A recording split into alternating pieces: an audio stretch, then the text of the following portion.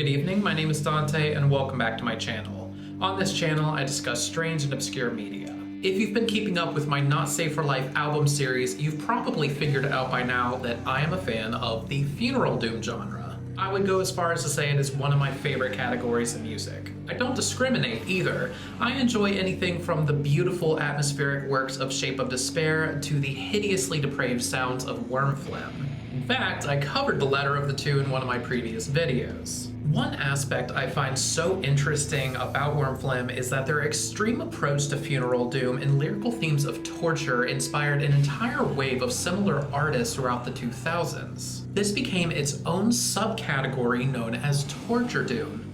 Now, how do we define torture doom? Here's how I would describe it. Torture doom is a branch of extreme metal that hovers in between funeral doom and drone, while also sharing some ties with sludge and black metal. To break it down a little bit further, the tempos are outrageously slow. The songs are ridiculously long. The riffs are super ugly. The vocals sound like a dying person screaming in agony. The overall mood or tone is meant to sound evil or apocalyptic, and oftentimes the lyrical content is violent or disturbing in nature. Because this is a very loosely defined micro-genre, there is a lack of objectivity in what bands belong to this category or not.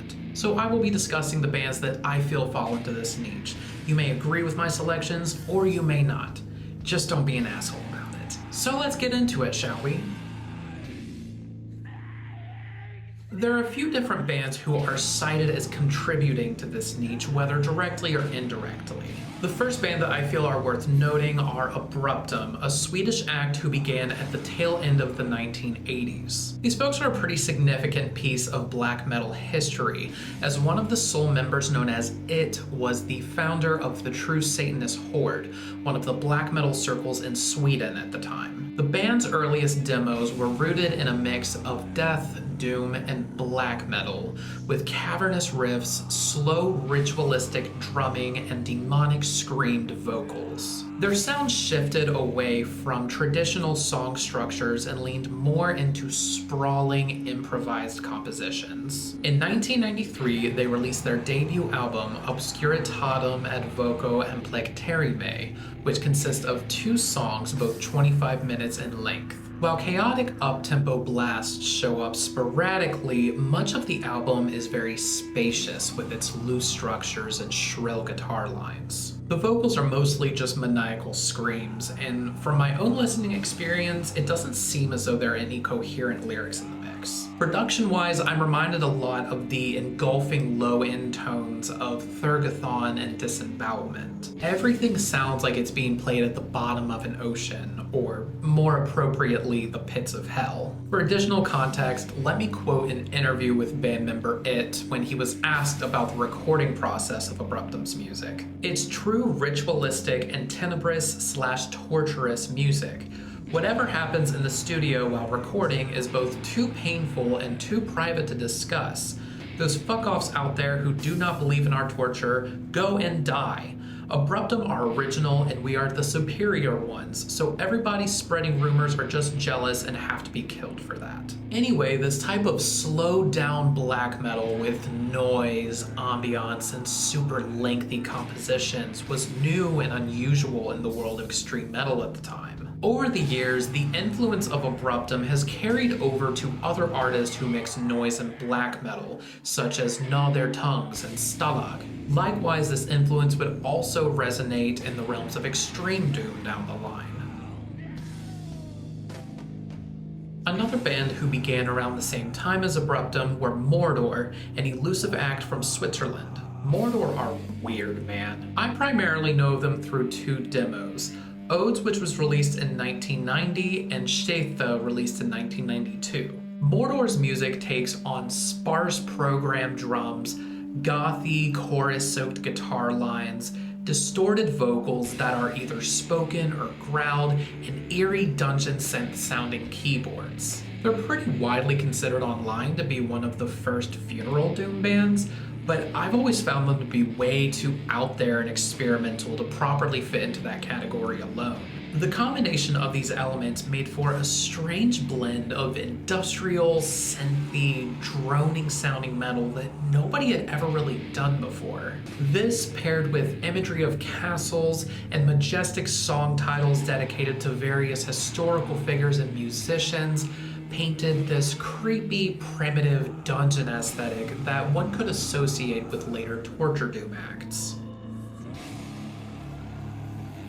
The last pre-2000s band I would like to speak on are Woods of Belial. These folks were a Finnish duo who began in the latter half of the 90s, releasing their first demo, Thy Unholy Pentagram, in 96. The band's initial sound was a mix of doom and black metal that bore a strong resemblance to German act Bethlehem. The riffs are simplistic and evil, with steady drumming and vocals that alternate between a raspy mid-range grumble and psychotic high-pitched shrieks. The band's second demo was released the following year and saw them slowing down the tempo a bit more and swapping out live drums for programmed beats. The latter element created a slight industrial tone that, combined with the ugly slow riffs and demented vocals, sounds like a proper blend between both Abruptum and Mordor.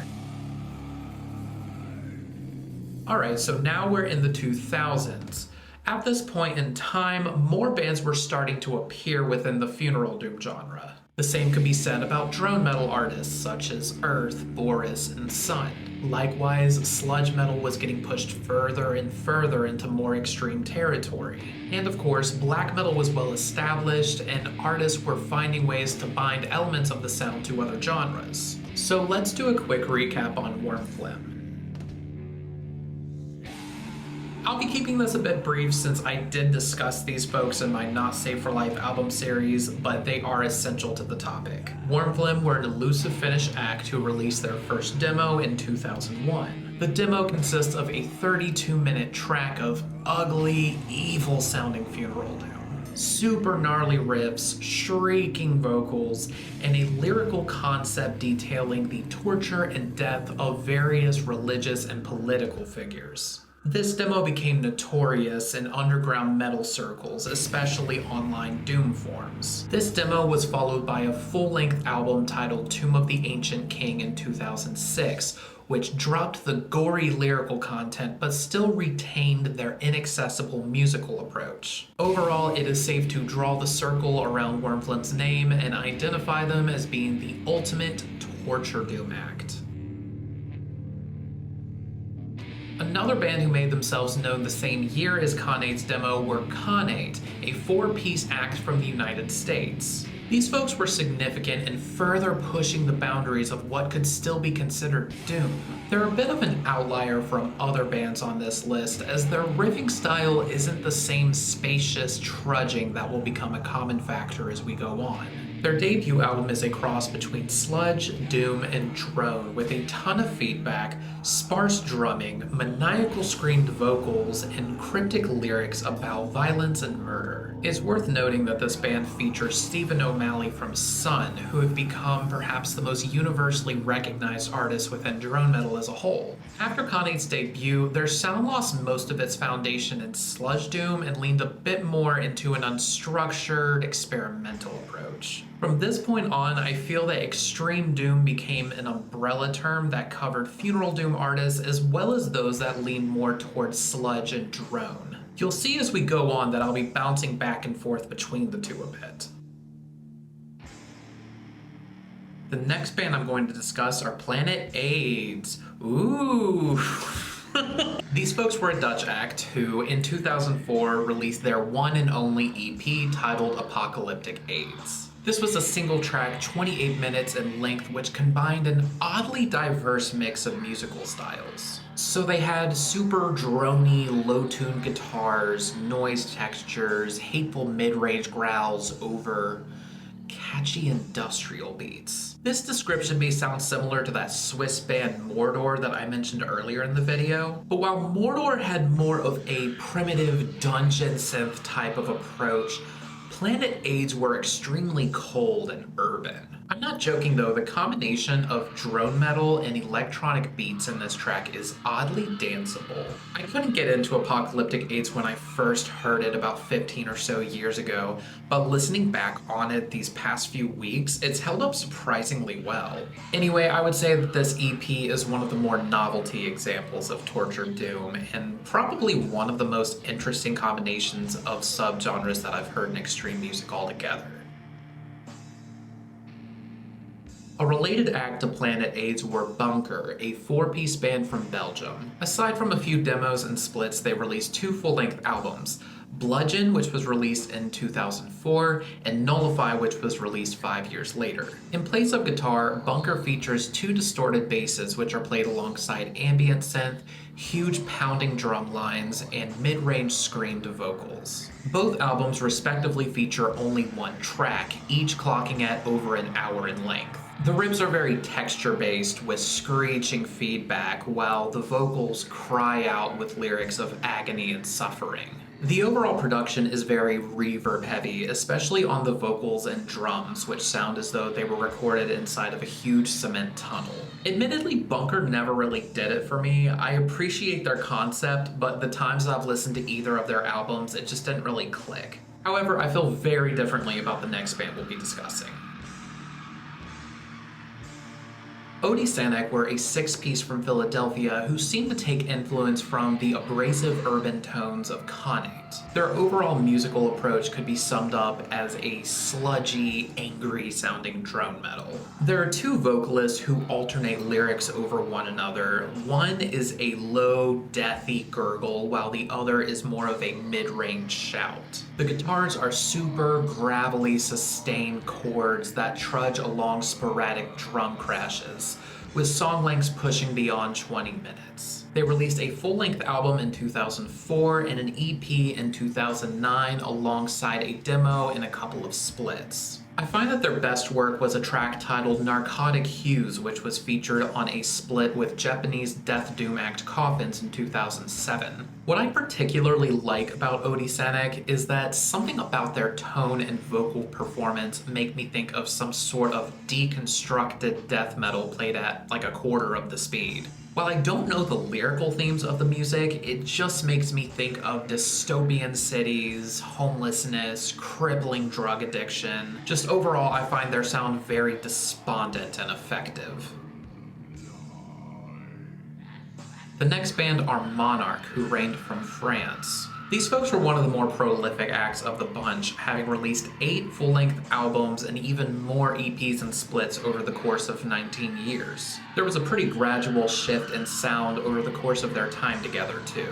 The band's first several albums took on an incredibly noisy blend of sludge and drone metal with a ton of feedback, abrasive drumming, and the desperate screams of frontwoman Emily. However, their work from 2010 onward favored more clean soprano vocals and somber funereal riffing. I included them here particularly for their earlier works, such as their debut 666, which was released in 2004, and Mere Morte, which was released in 2008, both of which I feel hold a lot of torture doom appeal.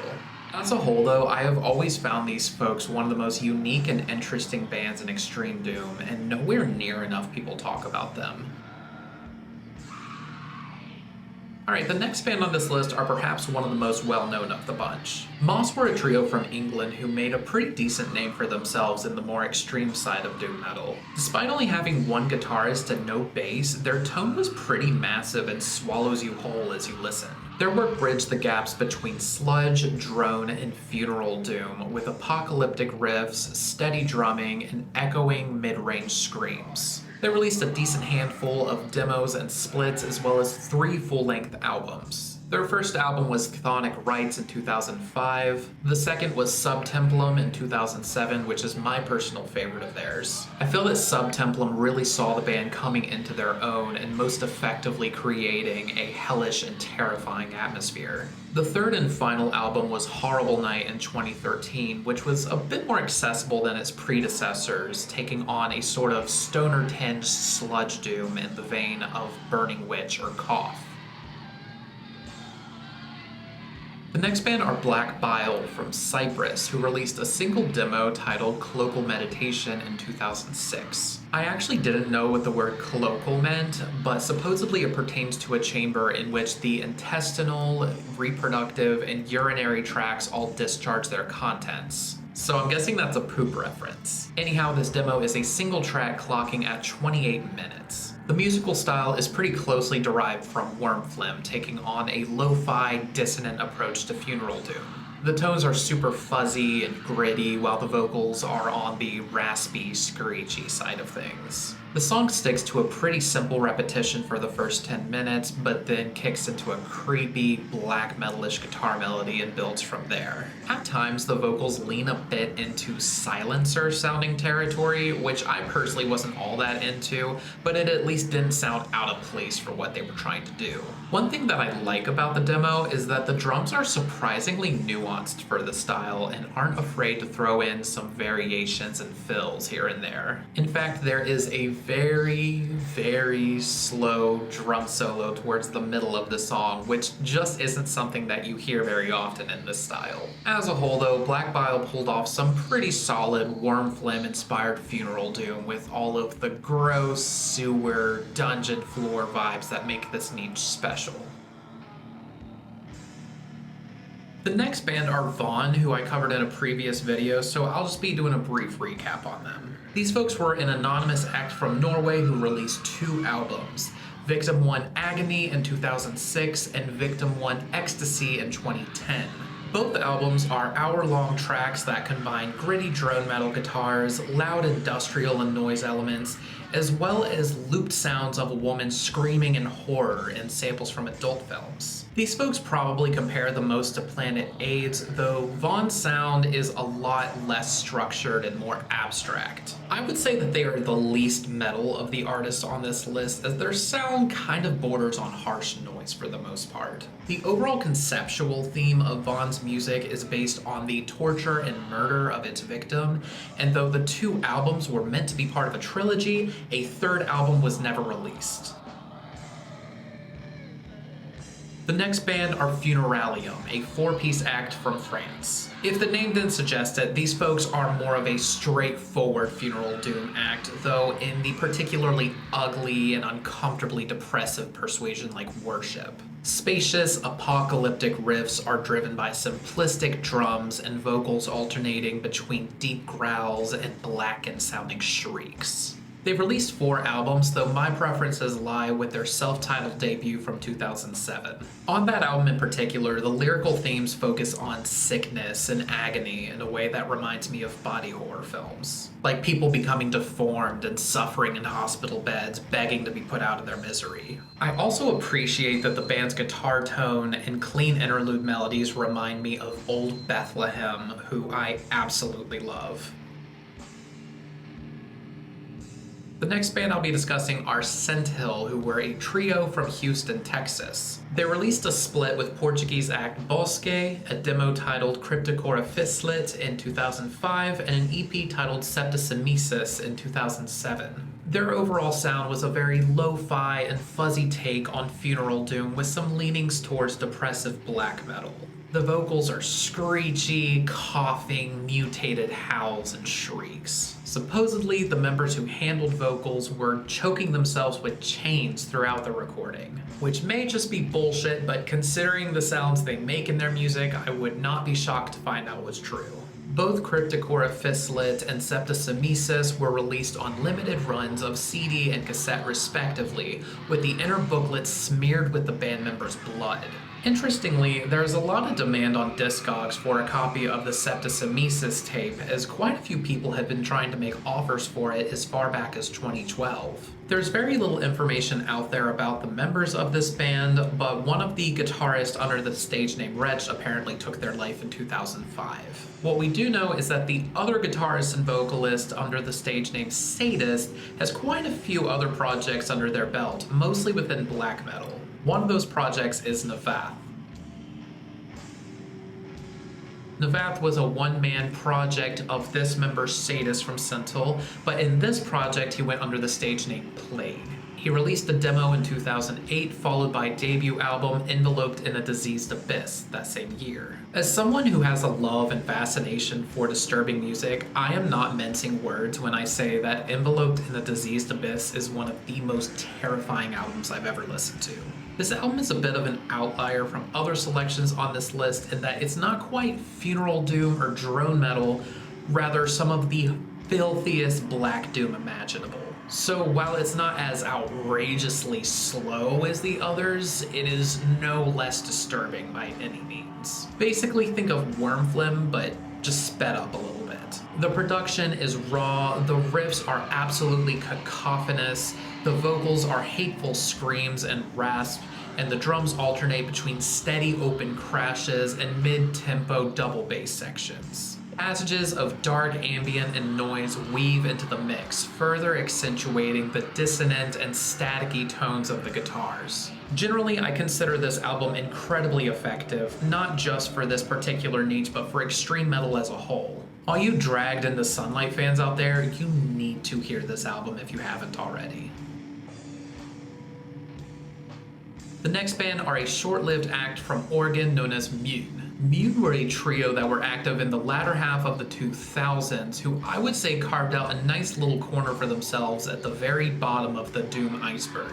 There was supposedly more than one demo released by these folks, but the sole release accessible to the public is a cassette titled Selbstmordwald Rehearsal 22708. The title Selbstmordwald is German for forest, which sets the tone for the music itself. The music is an excruciatingly bleak mix of sludge, drone, and funeral doom in a manner I'd consider similar to the aforementioned Moss. The tones are absolutely monstrous, riddled with feedback, incredibly sparse drum hits. There are a few periods where the tempo picks up to a more standard sludge doom fare, but generally the pace is pretty firmly planted into funeral doom and drone territory. The vocals are depraved screams that are being suffocated by the rest of the music, and I honestly feel that having them be barely audible in the mix actually worked really well for their sound. Considering this is a rehearsal demo, the sound quality is pretty good. This demo was released by an elusive black and doom label known as Woodsmoke. 77 tapes were released, smeared in blood. There are 3 tracks on this demo. Side A is the first track, which spans 43 minutes. Side B is the second track, which spans 25, and the third track, which spans 9. Tragically, bassist vocalist Joris Brinkerhoff passed away in 2009 at the young age of 20. Guitarist Paul Reitel would go on to play in more well-known acts such as Blood Incantation and Spectral Voice, among many others. Another band from Oregon worth mentioning here are Trees, a 4-piece act from Portland. These folks released 3 EPs, Light's Bane in 2008, Freed of This Flesh in 2010, and Sickness in 2012. Their style is an apocalyptic, hellish form of drone metal that I'd compare to a more focused, less experimental Khanate. Long buildups of creepy ambient sounds and feedback build up to dire riffs and horrifying screams, blasting loudly alongside big open drum crashes. One thing I like about these folks in particular is that amidst the huge blast of drone and washes of feedback, there are very subtle hints of melody to be found here and there. The guitar chords are particularly despondent in a way that almost makes it sound somewhat more humane than other selections on this list. Like, instead of only sounding relentlessly heavy and nasty, there's a sense of desperation that can be heard here that I find interesting. Anyway, all 3 EPs feature 2 tracks each, clocking within the 10 to 20 minutes range with simplistic titles such as Nothing, Black, Ashes, Perish. One last thing I'd like to make mention of is that the band's vocalist Lenny also sings in a band called Atriarch, who mix black, doom, sludge, and goth. They're not really relevant to this particular list, I just love them and want more people to know about them. The next band I'll be discussing are Disject Membre, a duo from Paris, France. One of the 2 members is Asmea Lebuc, who does bass and vocals in the aforementioned Funeralium. Stylistically, this project isn't too different from that band. Their approach overall is a very nightmarish and chaotic form of funeral doom with super shrill guitars and dual harsh vocals. Interestingly enough, the vocals seem to take the lead on this one with a mix of demonic screams and vomited sounding grumbles that almost overlap in harmony. I know that's a really weird way to put it, but just listen for yourself and you'll know what I mean. Anyway, these folks did 2 EPs, one in 2009 and another in 2017, both of which seem to revolve around the theme of exorcism. Alright, the last act in the 2000s wave is the one and only Stabat Mater. There's a lot to say about this one. Stabat Mater is the one-man project of Mikko Aspa, a Finnish artist who you may know from Despel Omega and Clandestine Blaze. He's had a pretty extensive roster of projects ranging anywhere from death and black metal to doom, grind, and power electronics. He is particularly notorious for some of the lyrical themes in his work, such as NS topics, misogyny, crimes against minors. I'm not going to get too deep into it, but basically we have reason to believe that he might not be the nicest guy. Anyway, Stabat Mater is his solo funeral doom project. He released a demo and a few splits before releasing a self-titled debut in 2009. 3 tracks ranging from 8 to 19 minutes in length take on a raw form of funeral doom with crunchy tones, steady drumming, and deep growled vocals. The lyrical themes are based around misanthropy, agony, and well, let me put it this way. I was 16 years old going through the funeral doom rabbit hole when I first discovered Stabat Mater and didn't really think to pay attention to the lyrical themes or even the titles of the songs. Then looking back recently, saw that the opening track was titled Triumph of Justice and was about the Holocaust. Ugh. So his second album, Treason by the Son of Man, was released in 2021. This album went in a slightly more melodic direction from the outright depravity of its predecessor. Anyway, regardless of our opinions on the themes of Mikko Aspa's music, the self-titled debut of Stabat Mater is one of the most recognized torture doom albums out there, practically going hand in hand with Wormphlegm. So once the 2000s were over, the trend of torture doom seemed to mostly die out. Moss and Monarch both lightened up their sound a bit before eventually splitting up. Newer extreme doom acts like Bellwitch, Miesmore, or Hell were a little bit more accessible or atmospheric. However, there are a few selections from more recent years that I would like to mention.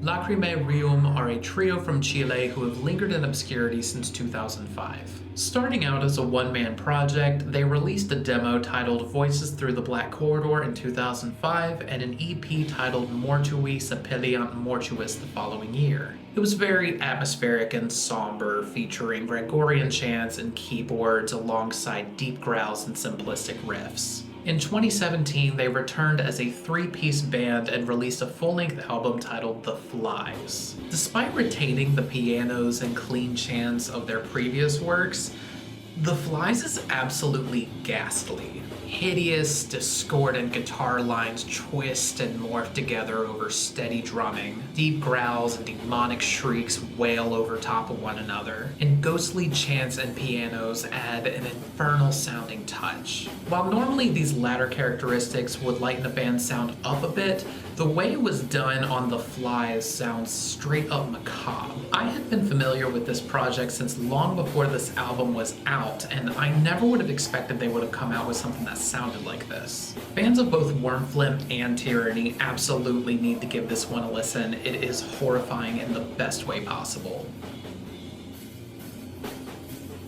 The next band I'd like to mention are Bismuth, a duo from the United Kingdom. These folks take on a less is more approach consisting entirely of vocals, bass, synth, and drums. They've put out a handful of split releases as well as a debut album titled Unavailing in 2015, which takes on a very minimalist and sludgy approach to drone metal. In 2018, they released their second album, The Slow Dying of the Great Barrier Reef, which I absolutely love. A long intro of ambient synth, echoing clean bass lines, and creepy clean vocals build up to a monstrous wall of droning funeral doom with apocalyptic riffs and harrowing screams. I'm reminded a bit of the aforementioned Monarch in how both vocalists have the range to go from furious shrieked vocals to haunting clean soprano chants over massive slabs of drone doom riffing. While the title track of this album spans over 32 minutes long, a second closing track, Weltschmerz, delivers a 6-minute pounding sludge anthem that ends the album on a jolt. This album was pretty well received among doom and sludge fans at the time of its release, and while I haven't seen anybody refer to it as a torture doom album, I feel it fits under the umbrella. The final band that I'd like to discuss are Hellish Form, a duo from the United States. I heard about this project as I was familiar with their vocalist-guitarist Will O'Ryan from their other band Body Void. While Body Void is a very raw, hateful-sounding sludge, Hellish Form is even more spacious, despondent, and massive. Their demo from 2020 is pretty much a modern response to the torture doom wave of the 2000s. Their sound meets somewhere in between drone, sludge, and funeral doom with suffocating riffs, sparse drum crashes, and desperate screams buried deep in the mix. The demo was written and recorded during the pandemic in May of 2020, which I feel adds to the sense of hopelessness that could be heard in the 2 tracks of the release. The band have since released 2 full-length albums, Remains and Deathless. While these albums could still be considered funeral doom, they're a lot more atmospheric and uplifting in comparison to the outright hideous sounds of the demo. So now that we've covered a decent bit of ground, let me do a final recap on what torture doom entails. Torture doom is generally an extension to funeral doom metal, which has ties to drone, sludge, and/or black metal. The tempos are ridiculously slow, the riffs are super harsh, simplistic, and dissonant. The drums are often reduced to sparse crashes that only appear every few seconds. The vocals are screamed or growled in a manner that conveys desperation or agony. The mood and tone are less depressive than more common funeral doom acts and more just depraved and evil. Abruptum and Mordor were some of the earliest influences on the sound back in the early 90s, while most bands within the niche appeared throughout the 2000s following Wormflim and Connate. Alright, and with that, this concludes my deep dive into the strange micro-genre of torture doom. It was interesting revisiting a lot of these albums, as some of them I hadn't listened to since like the 10th grade when I first discovered them. If you want to learn more about bands within this particular niche, I highly recommend checking out a list on rateyourmusic.com curated by user Subliminal Turd, which helped me narrow down which artist I wanted to include in this video. Likewise, I also recommend you check out TERMINUS Extreme Metal Podcast, who did extensive coverage on the history of torture doom. I really enjoyed hearing their thoughts on the bands, and I'm glad to see other creators speaking on it today. As always, if you liked this video, please like, comment, and subscribe. You can also support me by following me on Instagram, TikTok, and Reddit. Otherwise, thank you so much for watching, and I hope you have a lovely rest of your evening.